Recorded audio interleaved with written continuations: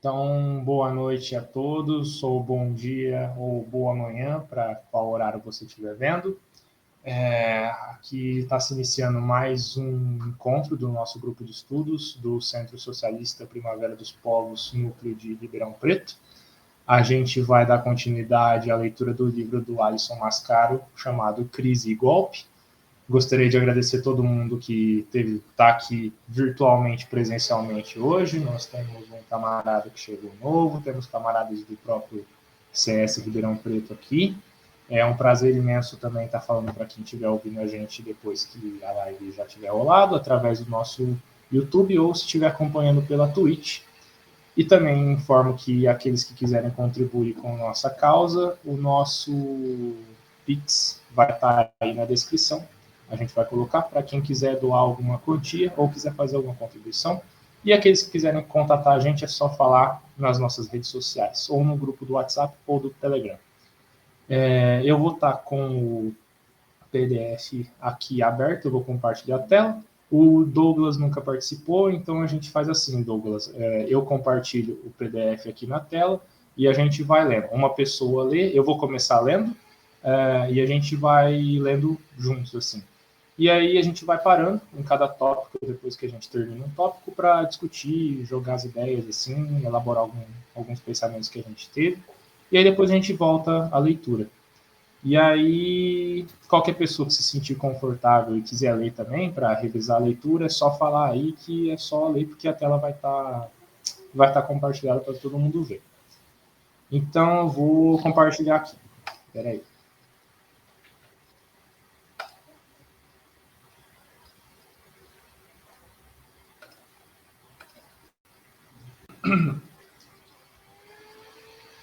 Tá, acho que foi. Vocês estão vendo aí? Certo? Estou vendo sim. Beleza, então. Bom, então, só para retomar, nos últimos encontros a gente discutiu um pouco o sistema jurídico que o Alisson apresentou e alguns determinantes dos sistemas de ideologia que são criados no núcleo do sistema jurídico brasileiro, particularmente, mas falou um pouco do sistema jurídico mundial também. E agora a gente vai encaminhar para a parte 6 do livro, que se chama Políticas e Geopolíticas do Direito. Alguém aí, por favor, só coloca o link do nosso Pix nos comentários, para se alguém quiser fazer alguma contribuição posteriormente. É o e-mail do CS, é centrosocialista.ribeirãopreto@gmail.com. E é isso. Eu vou começar a leitura aqui, e assim que terminar o primeiro tópico, a gente para dar uma discutida. Bom, beleza, então. Então vamos lá. Parte 6, Políticas e Geopolíticas do Direito. Então, começando aqui. Todo direito é um golpe. É a forma do engendramento da exploração do capital e da correspondente dominação de seres humanos sobre seres humanos. Tal golpismo jurídico se faz mediante instituições estatais, sustentando-se numa ideologia jurídica que é espelho da própria ideologia capitalista. Sendo o direito sempre golpe, a legalidade é uma moldura para a reprodução do capital e para a miríade de opressões que constituem a sociabilidade. Todo o direito e toda a política se fazem a partir de graus variados de composição entre regra e exceção. Pelos espaços nacionais das periferias do capitalismo, cresce, no presente momento, a utilização dos mecanismos jurídicos e judiciais para estratagemas políticos e capitalizações ideológicas. Presidentes da República, como no caso do Paraguai, são alijados do poder em razão de artifícios jurídicos. No caso mais recente, talvez mais simbólico e impactante, Dilma Rousseff sofre processo de impeachment e é retirada do cargo presidencial no Brasil, sob a acusação de crime de responsabilidade por pedalada fiscal, um tipo penal inexistente no ordenamento jurídico brasileiro. Tal processo irrompe após anos de sangramento dos governos Lula e Dilma, mediante reiteradas investigações e julgamentos judiciais de corrupção que não se estendem a políticos de partidos mais conservadores e reacionários. O palco jurídico passa a ser exposto pela imprensa tradicional com requintes de espetáculo. O direito, jogando luzes e sombras na política do presente, faz, em alguns países periféricos do capitalismo, o mesmo que processos de insurgência popular promovem nos países da chamada Primavera Árabe ou na Ucrânia, destitui partidos, grupos, classes e facções do poder, engendrando realinhamentos internacionais e reposicionando em patamar inferior tais países no contexto geopolítico mundial. A compreensão do papel do direito nas políticas de cada nação e na geopolítica atual exige uma mirada tanto em relação ao que o direito é estruturalmente, como forma social necessária e inexorável do capitalismo, quanto também aquilo que é seu talhe e sua manifestação hoje. Apontam-se questões envolvendo o direito, sua política estrutural nos estados capitalistas e na geopolítica presente. Então, o primeiro ponto que ele apresenta: a natureza capitalista do direito e do Estado. O direito é forma social capitalista. Sua materialidade se funda nas relações entre portadores de mercadorias que se equivalem juridicamente na troca. A forma jurídica é constituinte na sociabilidade capitalista. O mesmo se aplica à forma política estatal, um terceiro elemento necessário para os agentes da exploração capitalista. O Estado, mesmo quando governado por agentes e classes não burgueses, é capitalista na forma. Direito e Estado se arraigam nas relações sociais capitalistas, atravessados pelas vicissitudes e contradições de tal sociabilidade da mercadoria. Legalidade e política estão submetidas à dinâmica de acumulação nacional e internacional. Política, direito e formações sociais. Diferentes formações sociais do capitalismo instauram distintas instituições políticas e jurídicas pelo mundo. Há um vínculo necessário entre capital, Estado e direito, mas são variáveis os graus de enraizamento institucional, utilização da legalidade, segurança jurídica e mesmo de soberania nacional e estatal efetiva.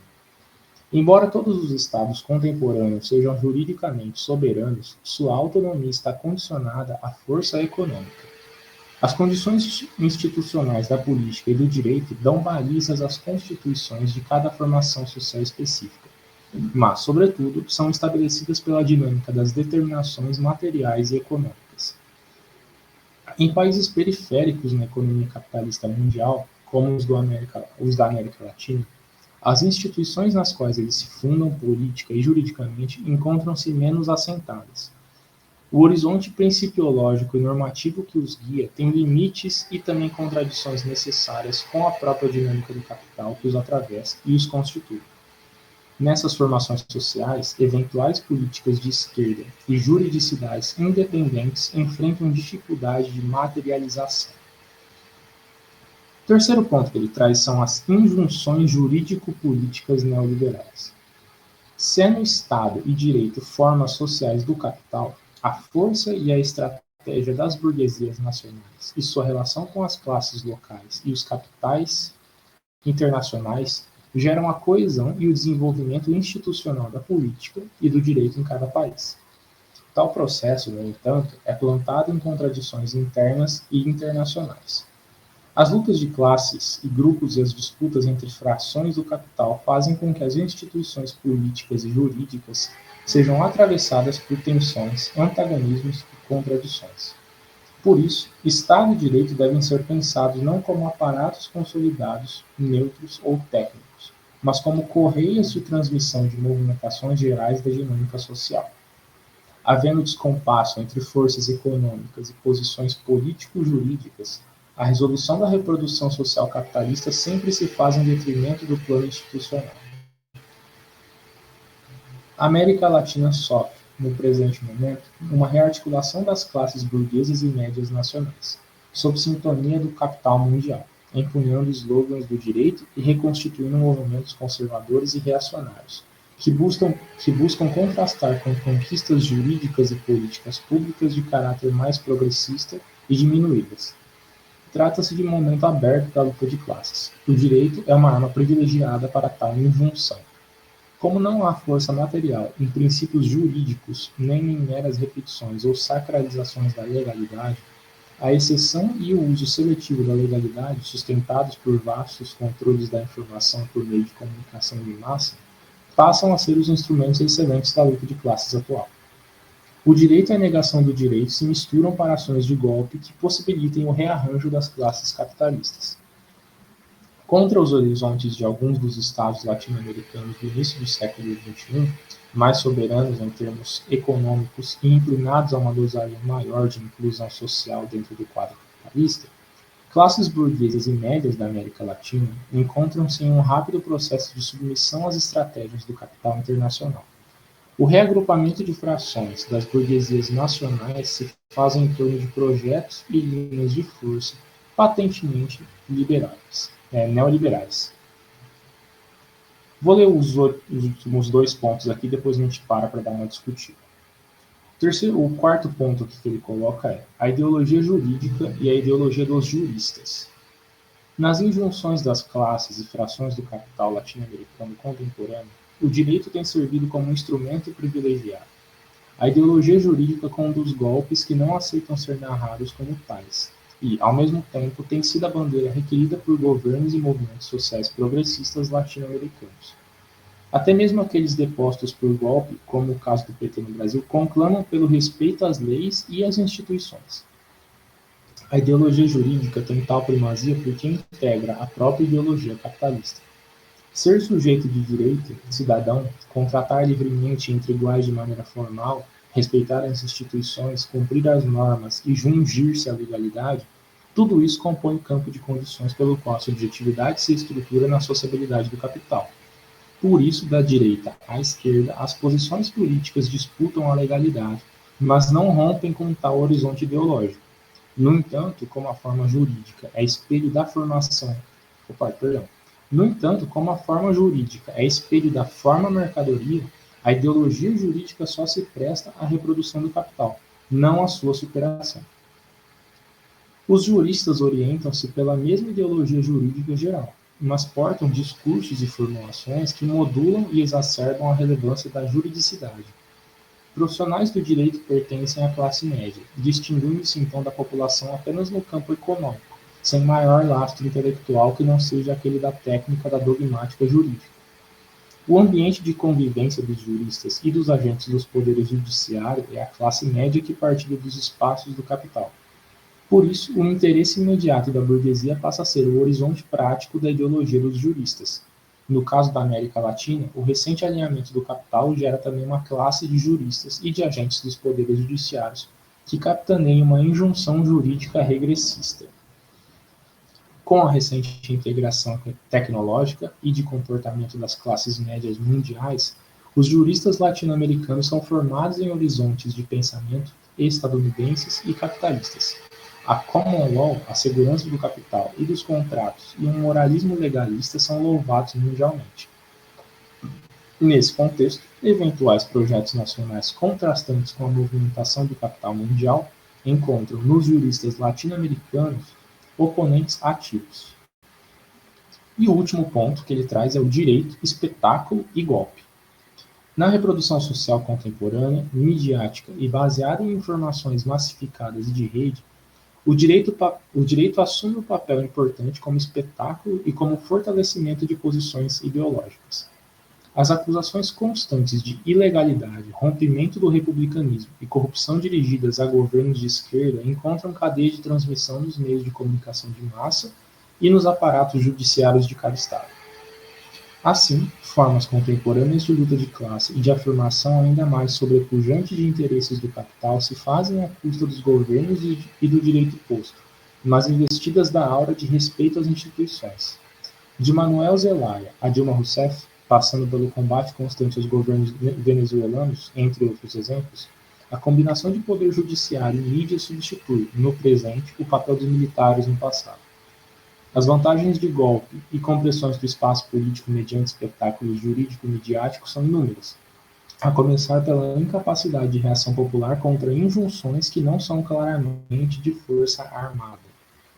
Acima disso, golpes, constrangimentos e linhas de força conservadoras e reacionárias que agem pelo direito e pelos meios de comunicação de massa percorrem o caminho pavimentado pela ideologia do capital.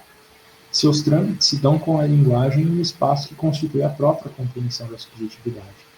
Sujeito de direito, lei, ordem, processo judicial, rito, procedimento. Somando-se a isso, pleitos morais religiosos conservadores, como no caso dos que capitaneiam o impeachment de Rousseff. O quadro da ideologia estruturante da sociabilidade capitalista se configura. Com isso, a reprodução da sociabilidade capitalista na América Latina contemporânea se faz na margem de golpes que não se deixam chamar como tais, com constituições de entendimentos ideológicos a partir de meios de comunicação de massa e com poderes judiciários aderentes ao capital que veem a lei como expressão de seu horizonte de mundo. O golpe está no mundo jurídico porque dentro, nas margens ou fora da lei, se fala direito. Beleza, galera, acho que a gente pode parar um pouquinho por aqui para discutir essa parte até aqui. Alguém gostaria de começar falando? Comentar suas impressões, dúvidas? Henrique, queria falar só sobre um vídeo que eu vi esses dias no YouTube. Acho que o canal chama Normose. Eu não lembro o título exatamente, mas ele falava de golpes na América Latina. Eu acho que casou muito bem com esse capítulo aqui. E, cara, ele passou um dado de que acho que só no século passado, no século XX, foram mais de 200 golpes na América Latina. E que se for contar agora os que tiveram no século XXI, tem mais um monte, assim. E eu achei legal do vídeo que ele compara, assim, também esses golpes que rolaram, as ditaduras militares que rolaram nos anos 60, 70, com esse novo tipo de golpe que tem rolado nos tempos que a gente está vivendo agora, que usa do direito como arma e tal. Achei bem, bem bacana, assim.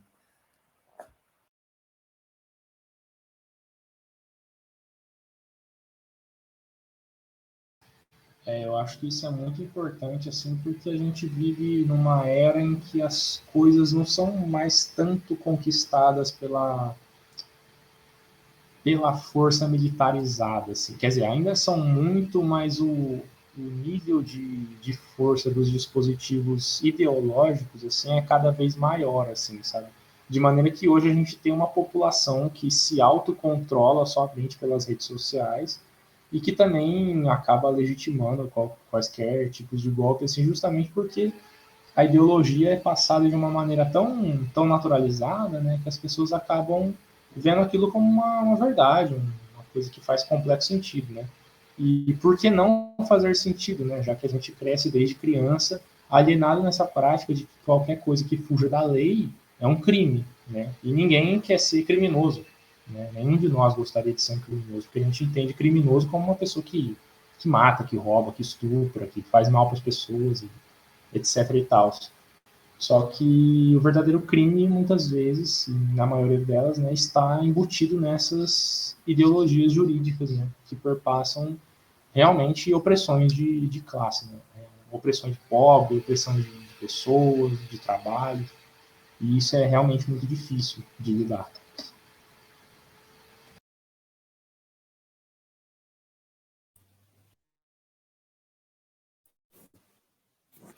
Alô, posso fazer um comentário breve aí? Claro, Douglas. Eu estava vendo o vídeo que a pessoa comentou aí, agora eu esqueci o nome, né, de quem mencionou, é um vídeo do Normose, né? Eu estava vendo esse vídeo agora há pouco, é um vídeo recente, é um canal muito interessante aí para quem, imagino que todos conheçam, mas para quem não conhece, é um canal muito legal. E ele faz esse paralelo aí dos golpes patrocinados pelos Estados Unidos, né, patrocinados pelo capital, com um modus operandi muito semelhante, né, em todos eles. Então, eu não me recordo agora se começou no Brasil, mas se não me engano começou em 62, não lembro onde. Depois teve em 64 no Brasil, em outro país, daí teve Paraguai, Argentina, Uruguai, Chile, em diversos países e todos com um modus operandi muito semelhante, que é a ascensão, a retirada de políticos que estavam no poder que acenavam minimamente aí a qualquer direitos sociais, e a colocação aí de uma junta militar, de uma junta militar do exército desses próprios países, com viés bastante conservador. Então não são militares progressistas ou não é nenhum outro tipo de militar que existem, né? São necessariamente os militares conservadores, E o empresariado, né? O empresário, por isso que normalmente, né, mais recentemente, a gente tem ouvido falar nos golpes civil, militar e empresarial, né? Porque quem era tipo o testa de ferro de todos esses golpes era realmente os militares, mas quem estava por trás disso era o capital, eram os empresários de cada um desses países, meio que manipulados pelos Estados Unidos, né, pelo imperialismo.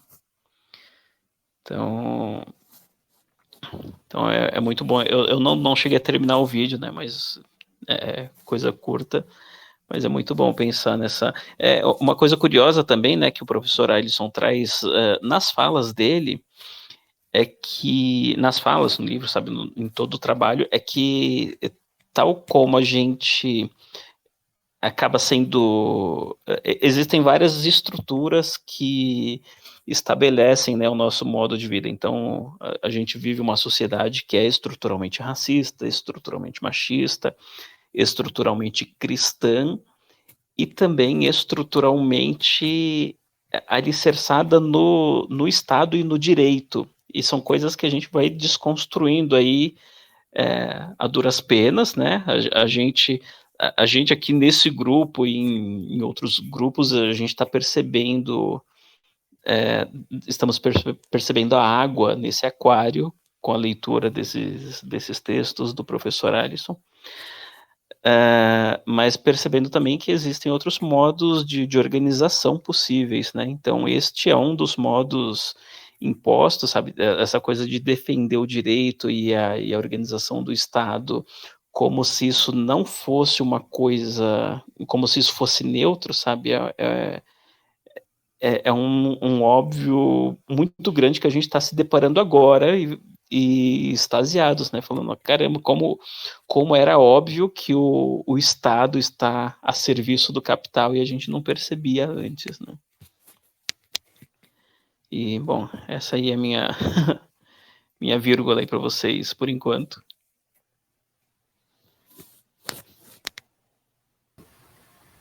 Muito massa, Douglas. Acho que uma contribuição muito importante. Dá uma certa tristeza de perceber essa obviedade só agora, inclusive, mas enfim, né, pelo menos ela foi percebida.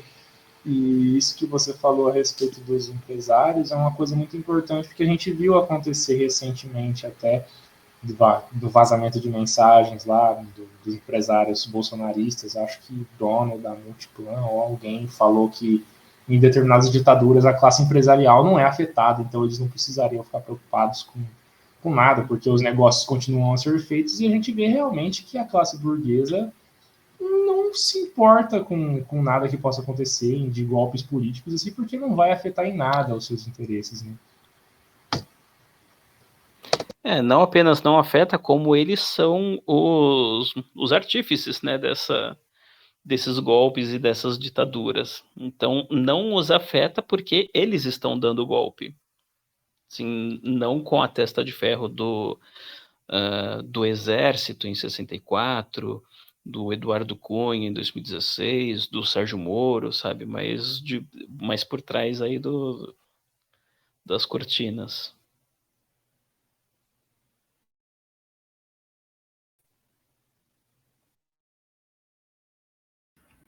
No Douglas, eu ia comentar, aqui é o João, eu vi também, eu citei o vídeo Normose, que eu achei super legal.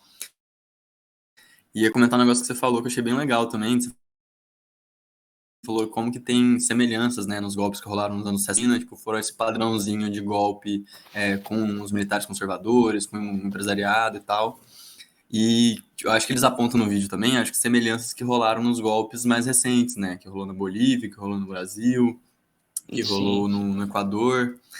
E de ter isso de, tipo, ter a mídia muito presente, usando esse papel de espetáculo e tal, criando isso que o Henrique falou, né, de, tipo, essa atmosfera de ideologia que torna tudo mais massificável e, tipo, e torna o comportamento das pessoas também, tipo, mais propenso de se aderir a isso.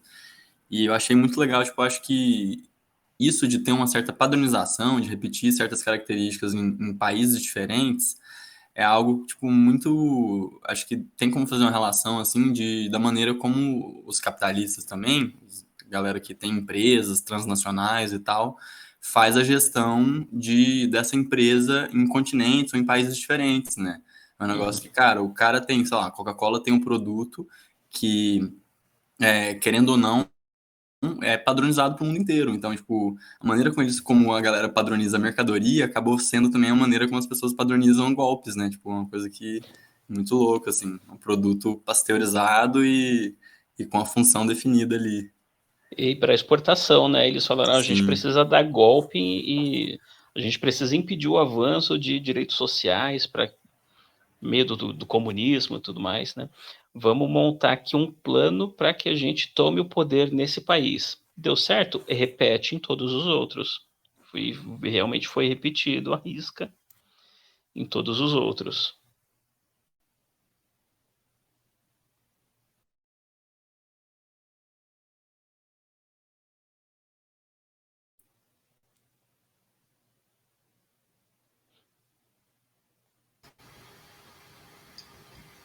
Beleza, então. Vou dar continuidade aqui para o próximo tópico. Então. Agora, a parte 6 terminou já. Agora a gente vai para a parte 7, que se chama A Propósito da Situação Jurídica Atual. O quadro presente de perseguições às lutas dos movimentos populares e sociais poderia ensejar uma resposta ordeira e moralista contra as ilegalidades da repressão estatal, o pleno estabelecimento do Estado Democrático de Direito. Assim se levantaria uma bandeira de contraposição a uma prática jurídica e estatal ruim, em favor do direito do Estado assentados em boas bases. O resgate de certa moralidade do direito e de bases principiológicas jurídicas fundantes e ideais seria, então, a arma de confronto à regressão repressora de nossos dias. No entanto, tal leitura é frágil, por desconhecer a natureza do direito e do Estado. Há um indissolúvel e necessário nexo entre direito e capitalismo. Só é possível entender as variadas doses de garantias e de repressões do mundo jurídico a partir de sua correspondência com as estruturas da reprodução do capital. O direito não é um plano normativo institucional bom, justo ou ideal do qual a prática é sua negação ou sua corrupção. O fenômeno jurídico é o mesmo nas normas e em sua concreção. Seja em sua forma, seja em suas práticas, o direito se estrutura a partir de um talhe igual ao das contradições da sociedade da mercadoria, pois a exploração capitalista se arma exatamente a partir da subjetividade jurídica. Os indivíduos compram-se, vendem-se e portam mercadorias a partir das condições de sujeitos de direito. A equivalência operada pelo direito é o segredo da estruturação da dinâmica do capital. Burguês e trabalhador são iguais e livres, portam direitos subjetivos e assumem deveres e obrigações, por meio de uma infinita circulação da mercadoria, de modo que o acúmulo de capitais é assegurado. Por toda sua forma e sua estrutura, o direito é capitalista. É de sua natureza ser perpassados pelas contradições desse modo específico de produção. Nesse quadro, não há um direito ideal do qual sua realidade seria uma corrupção. A começar porque o ideal do direito é justamente sua prática. Desde as revoluções burguesas não há grande descompasso jurídico entre o ideal e o efetivo, na medida em que nas sociedades organizadas por estados nacionais estão dadas todas as relações, as formas sociais e as estruturas institucionais que permitem operar as ferramentas suficientes à reprodução do capital. Em seu núcleo, a prática jurídica é exatamente o que a forma jurídica permite ser, e esta reflete a forma mercantil. Direito e capitalismo se perpassam e se imbricam em todas as suas estruturas, sem possibilidade de negação parcial entre si nem das sociedades para com eles. O não ao direito é direito. Se o direito opera nos vínculos obrigacionais, jungindo pessoas e coisas a partir da vontade livre, a negativa de tais vínculos, direitos e deveres não é uma disrupção ou um afastamento do direito em relação à sociedade. Antes, é apenas uma de suas modalidades. O crime, que de modo mais exemplar parece ser a negação de um ideal do direito, não abala as estruturas da reprodução social, porque a forma do direito age também em conjunto com a forma política capitalista, que é estatal. Assim sendo, O descumprimento dos vínculos obrigacionais e o desrespeito à propriedade privada já estão previstos na própria dinâmica do direito, na medida em que implicam repressão estatal. O Estado assume a forma de um terceiro em face de burgueses e trabalhadores, operando então, por sua mera existência material, uma máquina monopolista de violência que acaba por ser necessária e funcional à manutenção da ordem capitalista. O Estado não é burguês por ser controlado diretamente pela burguesia ou por responder imediata ou exaustivamente a seus interesses, mas porque sua existência, sua estrutura e sua dinâmica são derivadas da própria reprodução do capital, mesmo que neguem interesses específicos de burgueses ou da burguesia.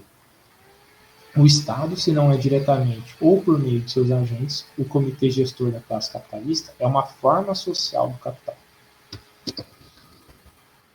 Dadas suas naturezas sociais, exploratórias e plantadas em contradição, não há um direito ideal e justo, nem um Estado cuja essência seja de bem comum, que possam então ser usados como contraste a práticas regressivas. Sendo formas sociais capitalistas, a sorte e os resultados do Estado e do direito são símiles aos do próprio capitalismo. Explorações, dominações e opressões estruturadas, gestadas, recepcionadas ou reconfiguradas pelo capitalismo passam pelo Estado e pelo direito, que são centrais para tal processo. Então, com base nos planos político e jurídico, tudo que se reclamar por ordem, justiça, legalidade ou respeito às instituições e aos direitos na vastidão das acepções desses termos, caberá exatamente nos limites contraditórios do capitalismo.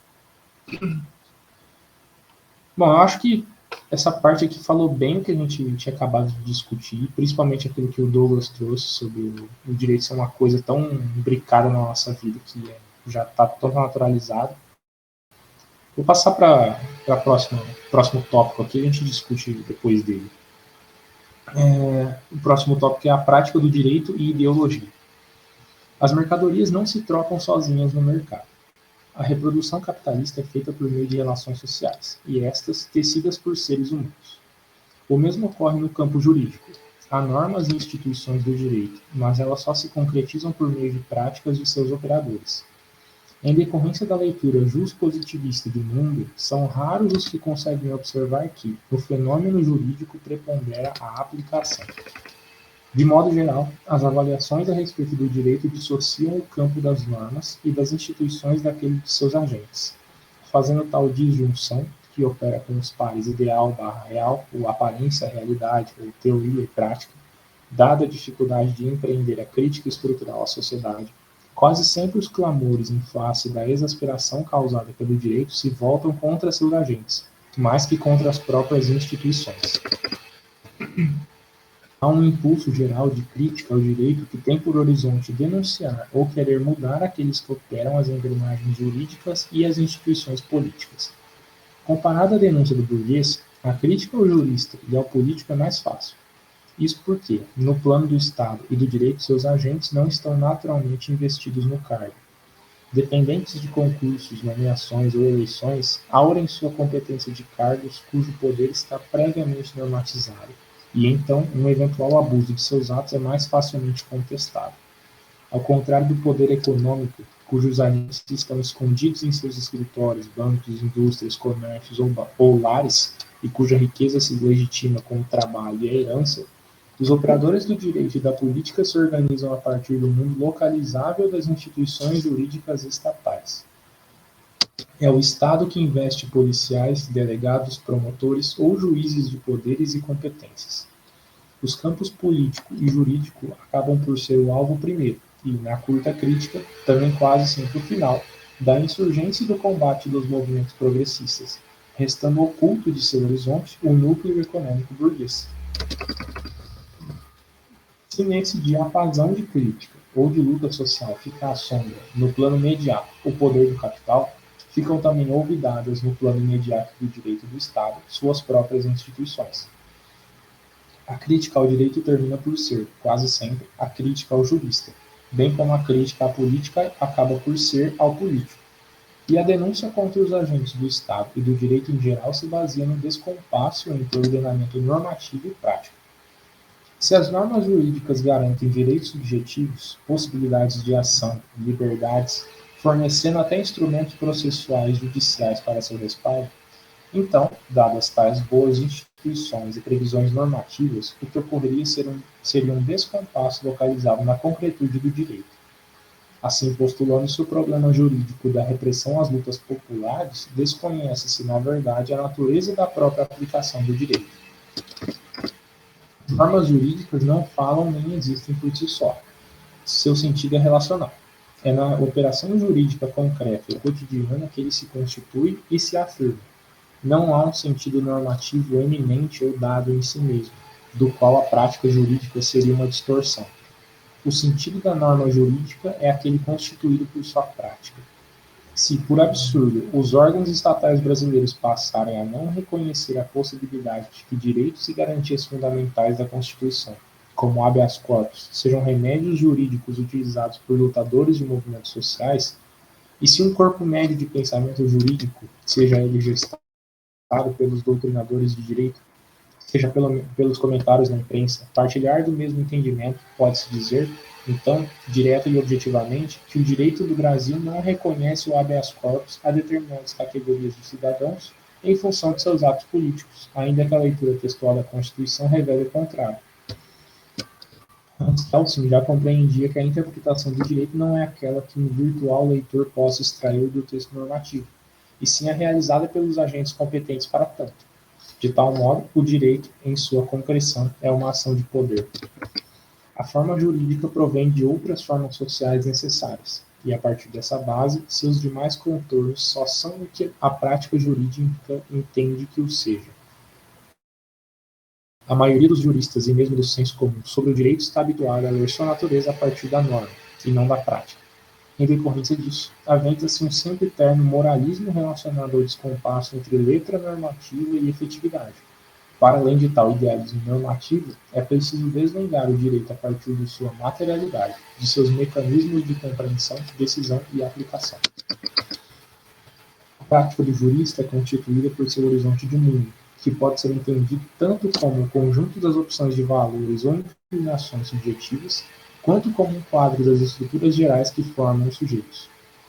Assim, em decorrência do conjunto que orienta suas perspectivas imediatas, um magistrado pode ser conservador ou reacionário em suas sentenças.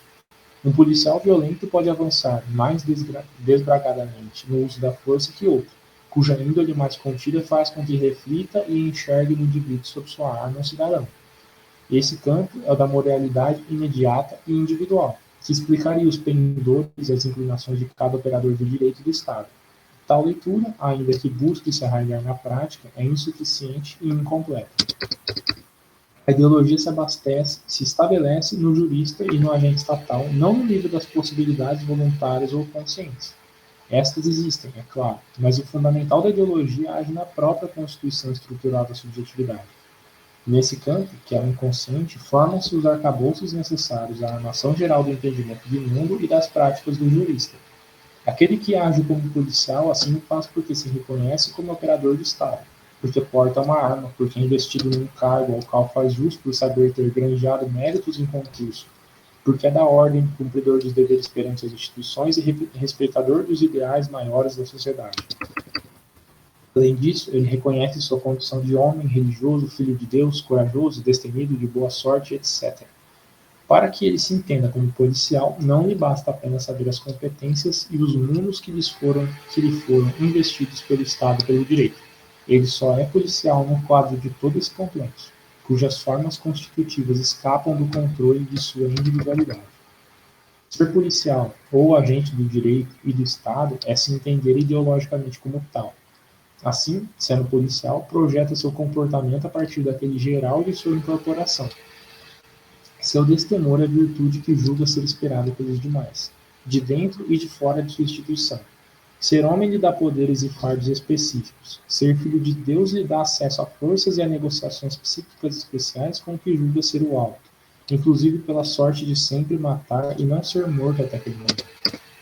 Todo esse quadro de referências é administrado e passa por ele, mas não vem dele. Não está na conta de sua mera opção de ser um homem distinto daquilo que socialmente forma um homem. A subjetividade do agente do direito e do Estado, bem como de qualquer ser humano, é constituída por formas sociais que lhes são coercivas. A ideologia do direito é, então, a mesma ideologia que constitui sujeitos em e a partir de suas relações sociais. Nesse campo mais decisivo, toda ideologia não é outra que não a ideologia do capitalismo. A ordem, a direito, a razão, a proporção e equivalência, a responsabilidade pelos atos, a legitimidade na apropriação dos bens, dos cargos, do poder político e jurídico, etc. Essa ideologia não é formada em função de um engano coletivo, tampouco por meio de operações voluntárias ou de escolhas cerebrinas de algumas pessoas. A ideologia não é um balanço a posteriori dos valores pelos quais os indivíduos optaram. É, sim, a própria constituinte da possibilidade de entendimento dos indivíduos. Não há sujeito sem ideologia. O mero ser vivente não é uma opção da sociabilidade capitalista. A ideologia decorre da prática. Não é uma deliberação. Não está no nível do capricho ou da voluntariedade. É o resultado de relações sociais que se cristalizam em formas sociais. A ideologia do direito e do Estado corresponde à materialidade das práticas capitalistas, sendo apenas outro ângulo destas. Todos transacionam e trocam para explorar e ser explorados. A ideologia é a do sujeito de direito. Todos reconhecem que seus bens e os bens alheios não podem existir sustentados pela força bruta de cada qual. A ideologia é a do Estado como única força legítima. Todos se reconhecem como cidadãos e portadores do direito de escolher seus governantes. A ideologia é a da democracia como valor universal. Nesse quadro, a ideologia do direito é o resultado da materialidade das relações sociais capitalistas. Os valores centrais do direito não destoam daquilo que é a própria concretude da sociabilidade da mercadoria. Tanto o direito é núcleo decisivo e geral da ideologia do capitalismo que até a crítica ao direito quase sempre termina por seu louvor. O combate ao direito se dá, via de regra, na reposição da ideologia em seu pedestal. O policial que agiu com violência desmedida extrapolou o poder que lhe foi dado. O excedente é ilegítimo. Portanto, o que é central no poder do policial é legítimo. O magistrado que decidiu ideologicamente pôs seu horizonte político pessoal à frente da hermenêutica mais clara e apropriada da norma. O ideológico da sentença judicial é ilegítimo. Portanto, o poder de julgar do juiz é legítimo, e as normas jurídicas, se interpretadas retamente, também o são. Pode-se e deve-se fazer uma crítica ao magistrado e ao policial. Mas, uma vez puxado o novelo, ele redundará necessariamente na crítica ao direito e ao Estado. E ainda mais adiante no fim do novelo, chegará necessariamente à crítica do capitalismo. Beleza. Alguém gostaria de comentar sobre essa parte?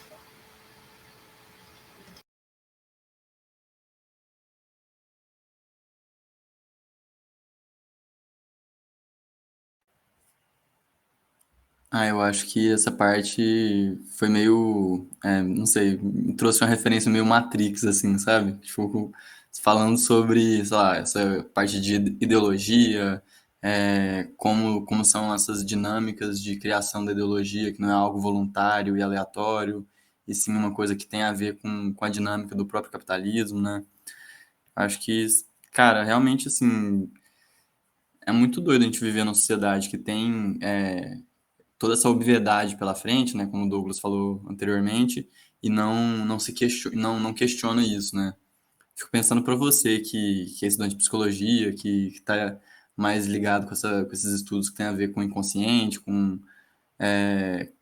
como que isso conversa com a crítica ao capitalismo também, sabe? Porque eu acho muito doido que, sei lá, realmente quando a gente lê um livro desse, tipo, e para pensar, e principalmente questionar aquelas coisas que a gente considera como óbvias, né, na sociedade, a gente chega nessas conclusões que o Alisson Mascaro chega, né, de tipo, olha, a crítica vai chegar ao direito e ao Estado, e se for um pouco mais a fundo, vai chegar a crítica ao capitalismo, né, ao modo de produção que é dominante na sociedade que a gente vive. E, sei lá, eu acho que uma reflexão que eu sempre tenho, tendo essa conversa aqui com a galera do grupo de estudos, é, tipo, como que a gente poderia fazer essa reflexão que a gente está tendo aqui, está tendo, tipo, todo esse apoio de um livro sensacional do Alisson Mascaro, de gente que, tipo, sei lá, de várias áreas diferentes aqui, como que a gente poderia fazer isso ir mais longe, né? Eu acho que uma coisa muito fundamental na sociedade que a gente vive hoje é isso, é questionar coisas que são óbvias, né? Ter essa... acho que ter essa alma questionadora, assim, sabe? Ter esse espírito questionador.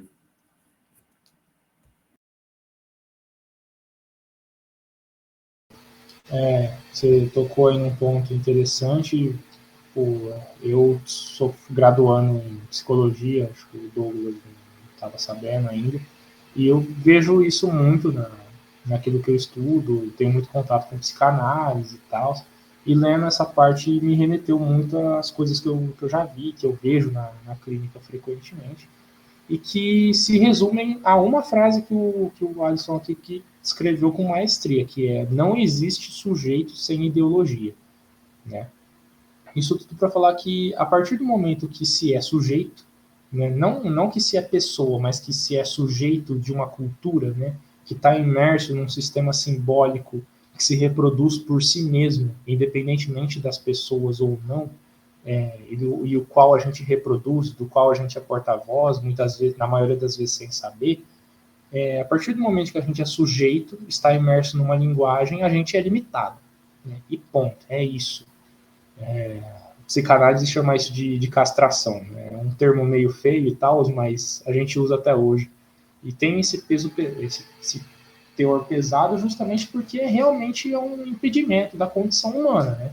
Mas é essa via que a gente tem. Fora dela começa a doideira, assim, sabe? E realmente é muito difícil você pensar para além da ideologia na qual os sujeitos estão imersos, justamente porque o papel da ideologia é naturalizar tudo aquilo que se tem como elemento simbólico, né?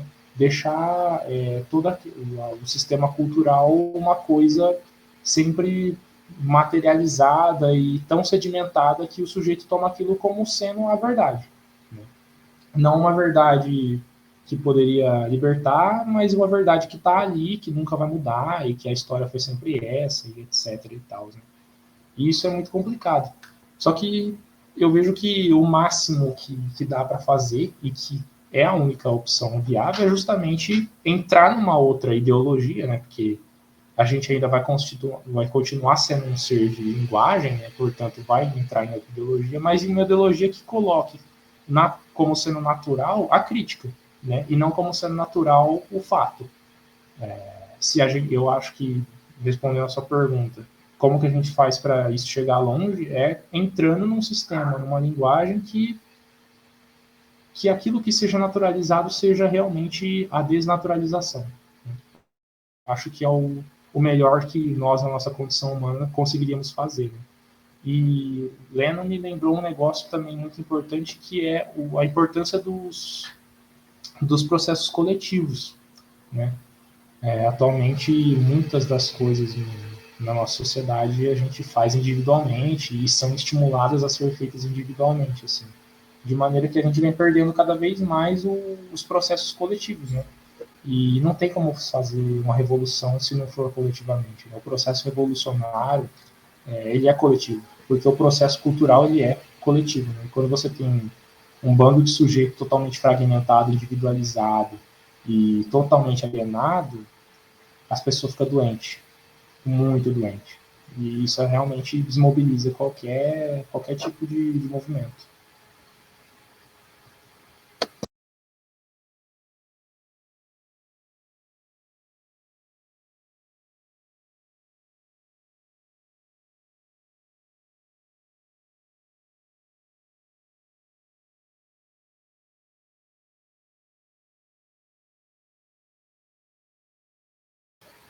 Alguém gostaria de fazer mais algum comentário?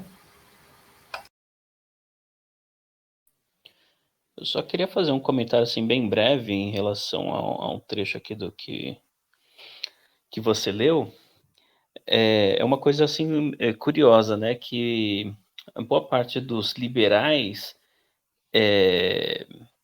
a direita, né? A gente fala dos liberais, mas a direita, eles meio que pregam assim o fim do Estado ou menos Estado. Mas na verdade é o contrário, né? Assim, O grande capital não está nem um pouco interessado no fim do Estado. Os ANCAPs, sabe? Os ANCAPs são uns idiota muito maluco assim, que não faz a menor ideia do que está falando. Mas o grande capital quer promover a existência do Estado, porque é ele que controla o Estado e ele que controla a sociedade por controlar o Estado. Então, quando a gente vê uma galera falando assim, menos Estado, levantando esse tipo de bandeira, não faz ideia do que está falando, né? Porque o capital precisa do Estado, sabe? Quem defende o grande capital é a polícia, né? A polícia tá... Nem precisa ser o grande capital, só o capital, assim, lato sensu, já basta, né? Então era só esse comentário breve aí. Isso daí total, assim. Eu tenho até uma brincadeira que eu faço com meus amigos, é quando a gente vê um policial na rua, a gente fala assim, ó o estado mínimo andando de viatura aí, né? Justamente porque o supremo capitalismo, assim, ele exige a presença das forças opressivas justamente para defender a propriedade privada, né? O Estado existe em suma para defender a propriedade privada, porque nela você não rela a mão de jeito nenhum, assim. E é completamente necessária a existência. Mano, real, se você se aventura a ver qualquer tipo desses vídeos de canal de ANCAP, assim, se você vê uma constituição de sociedade anarcocapitalista, quando eles propõem, você vê ali a estrutura do Estado entrando, assim, sabe, nos meandros do discurso. Inclusive, chega a ser até muito engraçado, mas é muito contraditório, realmente, porque não tem como existir o capitalismo sem o Estado. Sem o Estado. É impossível. Impossível.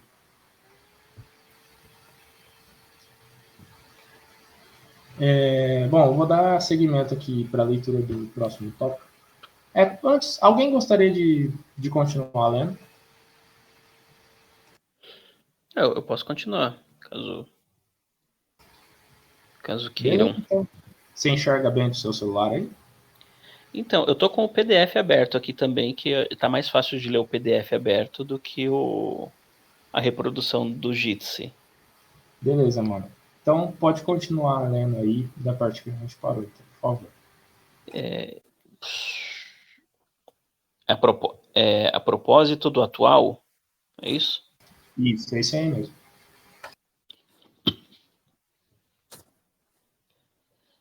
A propósito do atual. A ideologia cobre totalmente o vasto campo da sociabilidade. Ela constitui a subjetividade, dando sentido às relações sociais do sujeito. É vista, além do mundo econômico, do direito e do Estado, na família, na escola, na religião, na empresa, no esporte, etc. Mas um dos pontos fundantes da materialidade da ideologia do capitalismo contemporâneo se perfaz nos meios de comunicação de massa, com contornos importantes para a prática jurídica. Eventuais dinâmicas no seio da ideologia se explicam pela natureza contraditória da reprodução capitalista, que é atravessada por conflitos necessários, oposições e antagonismos diversos. Nesse quadro de constantes mudanças nos influxos da ideologia, é preciso entender que a atual escalada do conservadorismo, reacionarismo e repressão dos agentes de Estado e do direito não é distinta da que ocorre na sociedade. É essencialmente parelha, porque dentro da mesma estrutura de implicações recíprocas. Os mecanismos pelos quais os meios de comunicação de massa constituem, bombardeiam, estabelecem e interditam o conhecimento e a interpretação dos indivíduos. E a interpretação dos indivíduos encontra eco imediato no afazer do direito, que passa a ser caudatário desse mesmo processo, retroalimentando-o. Só se sabe que tal perspectiva de mundo, tal pessoa ou tal ato é odioso porque a televisão, a revista, o jornal, o rádio e a rede social assim o propagam. O jurista, então, é o operador primeiro da avaliação ideológica.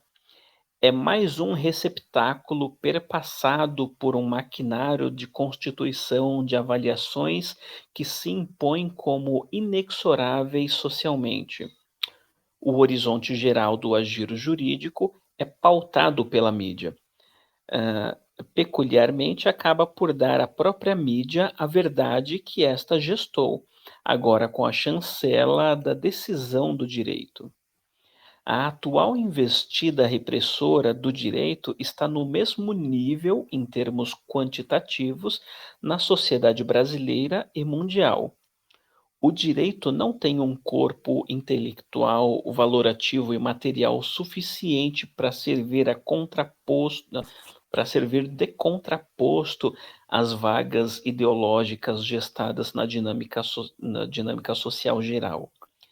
A criminalização dos movimentos populares e dos movimentos que lutam pela ruptura ou pela superação do capitalismo é um mecanismo que encontra no direito o seu locus eminente, mas não a sua força motriz.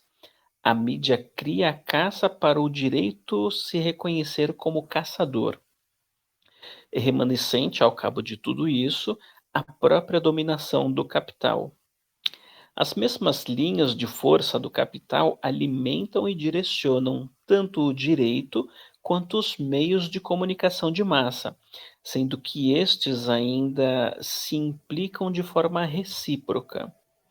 O direito não se concebe fora do quadro geral de valores da sociedade, que é dado imediatamente pela mídia e imediatamente pelo capital. O horizonte do mundo jurídico prático não é diverso do movimento geral de conservadorismo ou reacionarismo do capital, nem pretende sê-lo. É verdade que, nos dias atuais, o primeiro grito de todos os que lutam por uma sociedade superadora do capitalismo reclama contra o retrocesso das instituições, que sobre eles faz recair a sua violência. Os movimentos de esquerda, socialistas, sociais e populares e as lutas anarquistas ou para a aceleração das contradições destrutivas da sociedade e da mercadoria, a partir de um dado grau da articulação e de repercussão estrutural, enfrentam necessariamente um forte combate por meio da repressão jurídica e estatal. Este processo é verificado universalmente na história das sociedades capitalistas.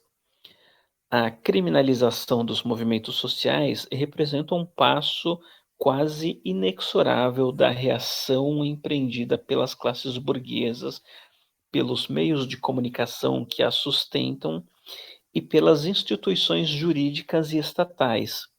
Não há, no limite, Estado ou direito ao mesmo tempo plenamente a favor do povo e contra o capital na sociabilidade capitalista.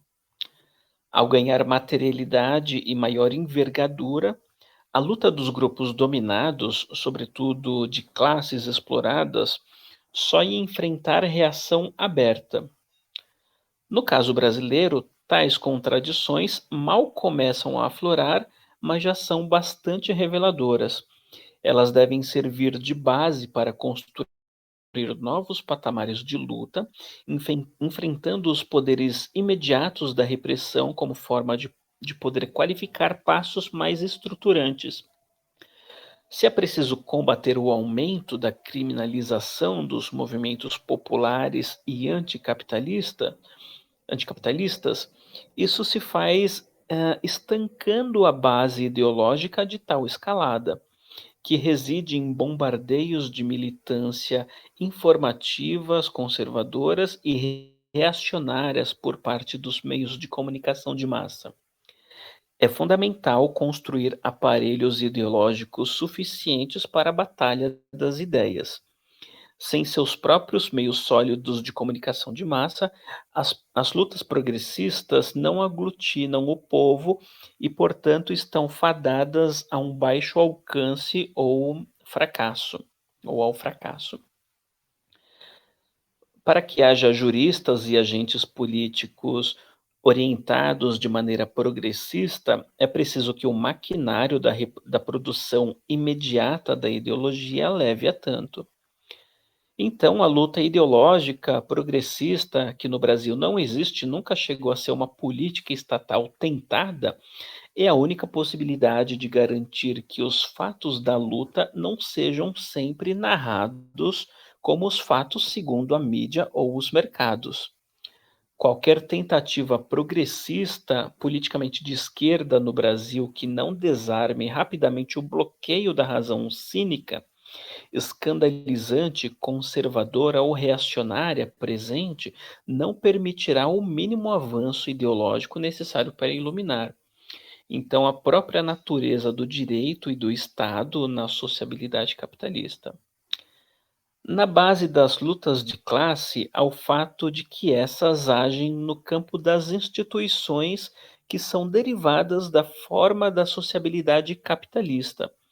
Portanto, se as lutas progressistas se avolumam, apontando para uma eventual superação do capitalismo, passam então a se apresentar antagônicas às instituições estabelecidas e no seio das quais estão arraigadas. Neste momento, tratando da esfera eminentemente jurídica, a luta progressista há de investir na transformação e na superação de suas instituições, mais que propriamente na correção da conduta de seus agentes. Numa ferida histórica incontornável, a escravidão no Brasil foi, à época, chancelada e albergada pelo direito e pelo Estado. No passado e no presente, por todo o espaço do globo, direitos e estados estruturaram e estruturam o capitalismo e a exploração de bilhões por uma parcela ínfima de burgueses. E em que pesem os bilhões de explorados e perseguidos, presos ao trabalho assalariado ou ao cárcere, em mais um 11 de agosto, continua-se a comemorar o direito em nossas plagas. Bom, acabou o capítulo, né? Eu só queria comentar, já que, aproveitando que eu fiz essa leitura, ele menciona aqui, né, dos aparelhos ideológicos do Estado, né? Não sei se já passaram por aqui aquelas leituras do Althusser, Louis Althusser, que falam justamente acho que o professor Alisson fala bastante do Althusser, né? Eu sou advogado, mas eu fiz jornalismo um tempo e estudei um pouco de Althusser na faculdade de jornalismo. E tudo corrobora, todos esses aparelhos ideológicos de Estado corroboram uma visão única, né, uma visão hegemônica. O professor Alisson já deu outros exemplos em algumas palestras que existem no Brasil, pesquisa feita aí recentemente, cerca de 7% de pessoas que acreditam piamente que a Terra é plana. E os outros tantos contestam essa ideia por conta da ciência, por conta de tudo isso, mas a ciência e todo o repertório que envolve isso também faz parte desses aparelhos ideológicos de Estado. E se 95%, é o exemplo do professor, se 95% dos aparelhos de Estado, dos aparelhos ideológicos de Estado, disser que a Terra é plana, a Terra será plana e ninguém a contestará, sabe? Tal como ninguém contestava a escravidão, a época da escravidão, ninguém contestava a autoridade da Igreja Católica na época na época de mais força, né, dela. E hoje ninguém questiona aí a força do Estado e de seus aparelhos.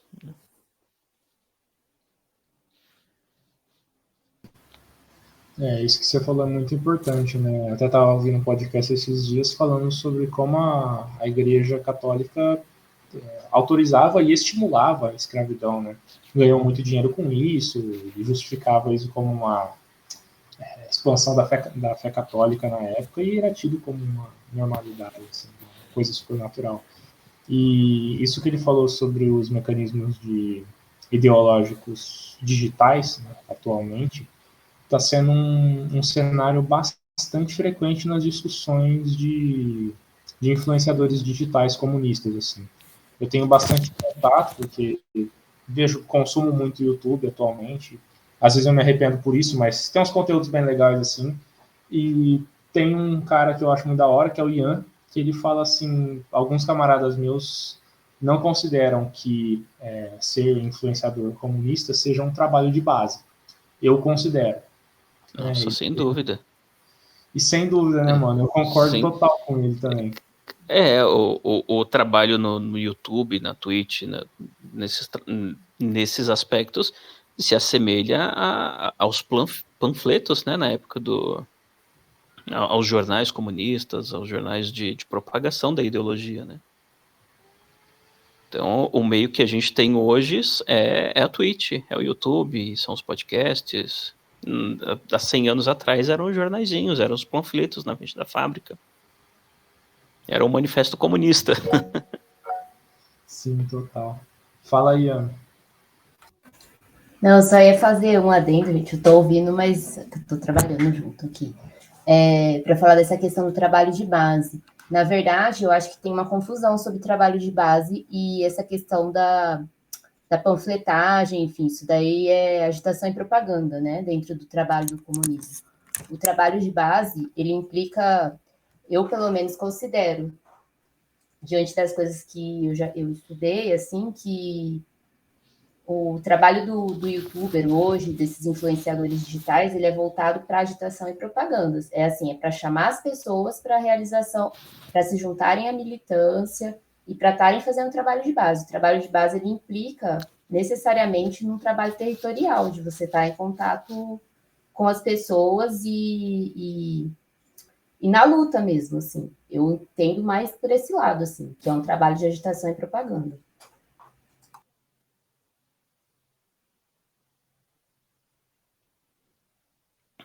Eu... Bom, eu sou novo aqui, né? Acabei de chegar.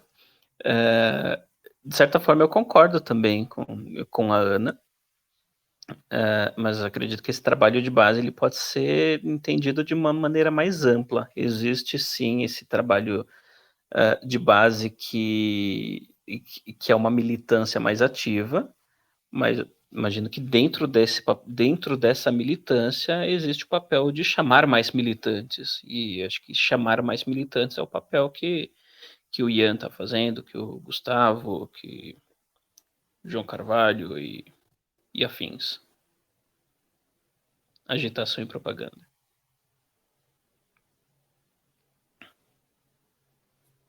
Mas... E é isto. Galera, hoje eu estava conversando com a Giovana, ela estava comentando sobre um texto que ela leu, acho que em outras palavras, que falava sobre um termo que a galera tem usado, às vezes, para descrever um pouco a sociedade que a gente está vivendo, que chama tecnofeudalismo, que escancara um pouco essa superconcentração de renda e essa meio que globalização digital, assim, sabe? Essa coisa da vida das pessoas estar perpassando cada vez mais pelo mundo digital, por ficar olhando para telas. E aí ela estava comentando, né, tipo assim, de quais seriam os pontos que comparam esse território novo, que é o território digital, e a posse de poucas pessoas, poucas empresas, poucos grupos, de uma fração muito grande, né, desses territórios. Tipo, você tem, por exemplo, sei lá, o Facebook, Instagram, tem, tipo assim, você pegar o movimento de redes sociais que ele tem ali, é uma parada que é impensável, né, para, tipo, tempos, sei lá, 100 anos atrás, para tempos mais antigos, assim. E como que isso vai se estabelecendo uma relação de servidão, de dependência muito parecida com a sociedade feudal também, sabe? Eu não cheguei a ler o texto, a Giovana está aqui, se ela quiser comentar um pouquinho, mas achei que cabe um pouco assim com essa discussão que a gente estava tendo em relação à ideologia e como que no tempo que a gente está vivendo hoje, as redes sociais, o celular acabou virando o principal meio de comunicação de massa, né?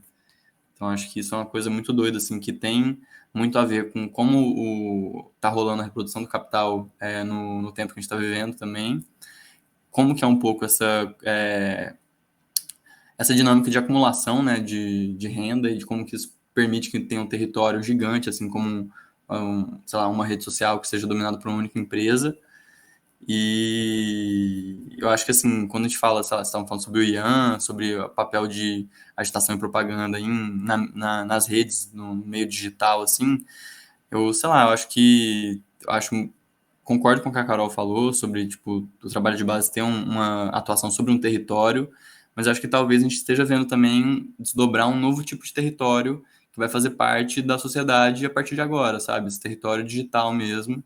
E que, sei lá, quem sabe mais pra frente não vai para essas coisas bem distópicas mesmo, né? De, tipo, você tem uma galera que tá imersa nessa rede de ideologia, mais dependência de tecnologia, que, como é que fala? Que isso chegue a moldar a sociedade mais do que o próprio sistema econômico, sabe? Acho que sei lá, não sei se é uma possibilidade tão real, assim, é uma coisa mais distópica do que real, assim, mas acho que é uma coisa legal, assim, de pensar sobre. Gente, eu não sei se vocês estão me escutando direito, porque minha internet tá um trem. Mas, eu tava lendo esse texto bem agora, antes da gente entrar na reunião, né, que é do Cédric Durand. A entrevista é com o Cédric Durand, que é esse economista francês, sobre essa questão do tecnofeudalismo. Mas uma coisa que eu tava pensando muito, assim, lendo essa entrevista, é justamente, assim, da forma das redes sociais, né, que não é uma forma pensada em propagação de ideologia socialista, muito pelo contrário, né, é a forma do consumo. É a forma de você tornar mercadoria os dados, né, e o tempo das pessoas.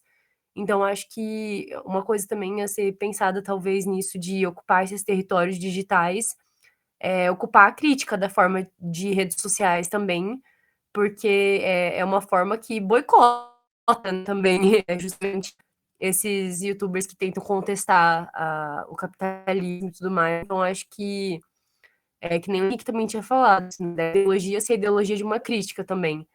Acho que a forma das redes sociais não pode escapar, sabe? Isso é uma coisa, gente, a ser pensada, e é uma coisa que eu sempre recaio nisso, assim, estudantas em círculos, sempre cai a instituição de educação, a instituição escolar como reprodução do capitalismo, né? Então, são discussões que esses espaços também. Só isso.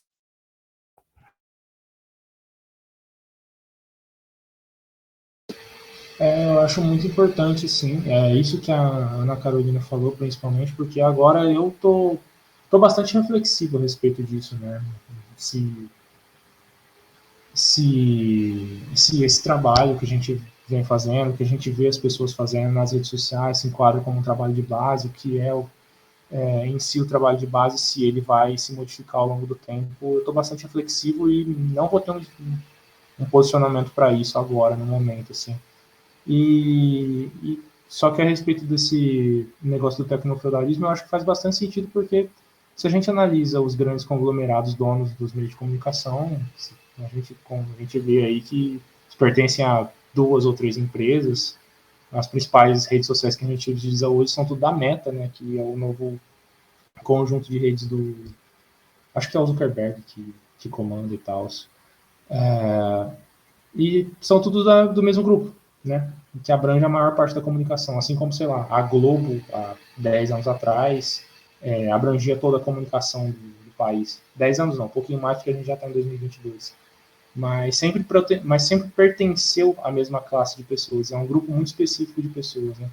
E esse certo pertencimento e a nossa condição de periferia do capitalismo, acho que é muito importante para justificar o quanto que é difícil para a gente, pelo menos para mim, mas acho que para todos nós, pensar o quanto que isso o quanto que isso é importante nos dias de hoje, né? O quanto que a esfera virtual determina os nossos comportamentos e posicionamentos atualmente. E como a gente não está imerso nessa produção virtual massiva e nos meandros de como isso se opera, para a gente ainda é muito nebuloso o quanto que a gente é determinado pela esfera virtual, né, ainda. Que com certeza é muito importante e ninguém sabe nunca quais são os desdobramentos que isso toma. Muitas vezes se torna uma loucura, mas é extremamente influente, assim, e é muito confuso, extremamente bizarro, às vezes, até.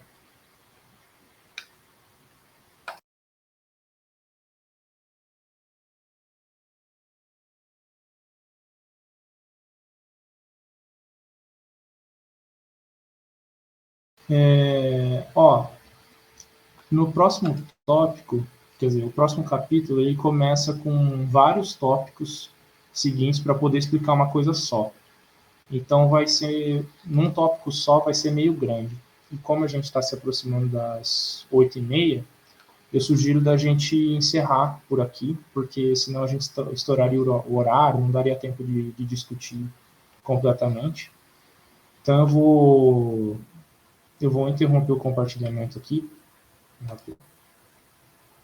Pronto. Aí eu gostaria de perguntar se alguém gostaria de falar mais alguma coisa, de fazer alguma pergunta, algum apontamento, antes da gente encerrar.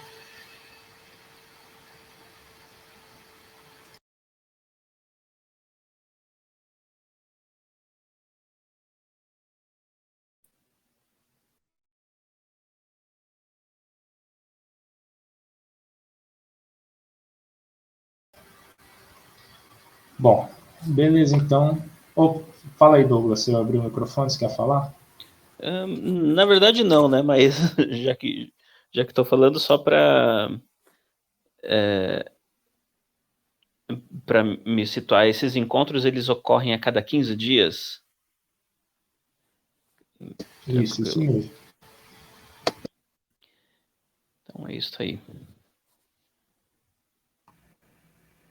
Aí só queria falar também, Douglas, como você está entrando agora, com relação ao grupo de estudo, a gente está fazendo quinzenal às segundas.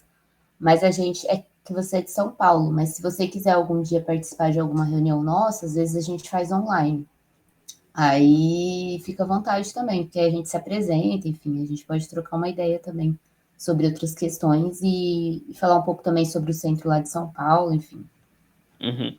Tá? Tranquilo. Acabei de procurar aqui no Instagram, encontrei o Primavera dos Povos.